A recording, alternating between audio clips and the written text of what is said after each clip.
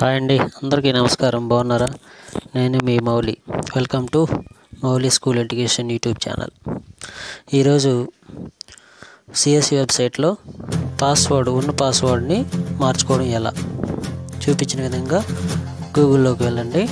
గూగుల్లో first CSC అని type చేసి అందులో ఫస్ట్ లింక్ని తీసుకోవాలి. ఈ మెనూలో first menu click here for CSC website click చేయగానే నెక్స్ట్ పేజ్ ఇలా ఓపెన్ అవుతుందండి. ఇందులో మనకు పైన మెనూ కనిపించింది.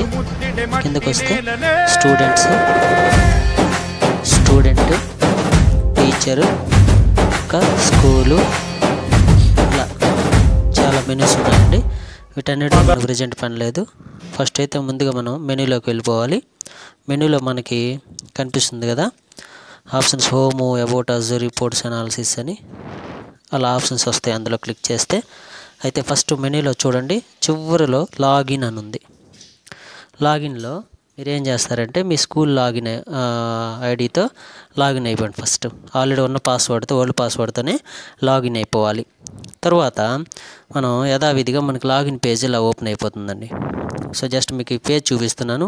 పైన మెనూ చూసుకోండి, dash board, process, services, medical reimbursement, తర్వాత రిపోర్ట్స్, అదర్స్, లాగిన్ వైట్ కలర్లో ఉంది చూడండి. మొబైల్లో అట్లా వచ్చింది, కంప్యూటర్లో స్పష్టంగా కనిపిస్తాయి.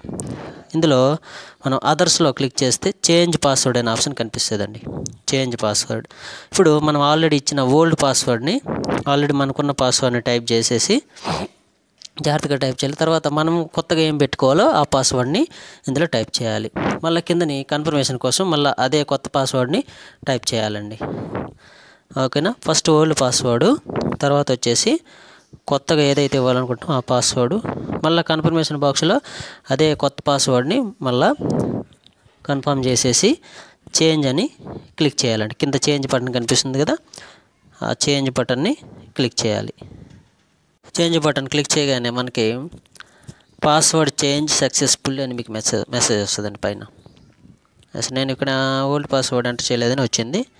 సో మళ్ళీ మనం యథావిధిగా చివరిలో లాగౌట్ చేసేసి ఒకసారి లాగిన్ పేజ్కి వెళ్ళిపోండి. మళ్ళీ మెనూలో నేను చెప్పిన విధంగానే పైన మెనూ క్లిక్ చేసేసి మెనూలో కింద లాగిన్ ఉంది కదా, ఆ లాగిన్ అయిపోతే ఆల్రెడీ ఓల్డ్ పాస్వర్డ్ సేవ్ అయ్యి మీరు ఒకవేళ క్యాప్చా కోడ్ ఇచ్చేసి సబ్మిట్ కొడితే ఇన్కరెక్ట్ పాస్వర్డ్ అంటుంది. ఎందుకంటే మనం ఆల్రెడీ కొత్త పాస్వర్డ్ మార్చాం కాబట్టి. అప్పుడు మీరు కొత్త పాస్వర్డ్ అందులో ఎంటర్ చేసేసి ఇప్పుడు ఏదైతే ఇచ్చారో రీసెంట్గా కింద క్యాప్చా కోడ్, ఆ బాక్స్లో కనిపిస్తున్న క్యాప్చా కోడ్ ఎంటర్ చేసి సబ్మిట్ కొట్టాలి. అప్పుడు మనకి ఆటోమేటిక్గా లాగిన్ అయిపోద్దండి. సో ఇదే అండి ఇవాళ చిన్న టిప్పు, తెలియని వాళ్ళ కోసం ఉపయోగపడుతుందని ఆశిస్తున్నా. Thank you, bye.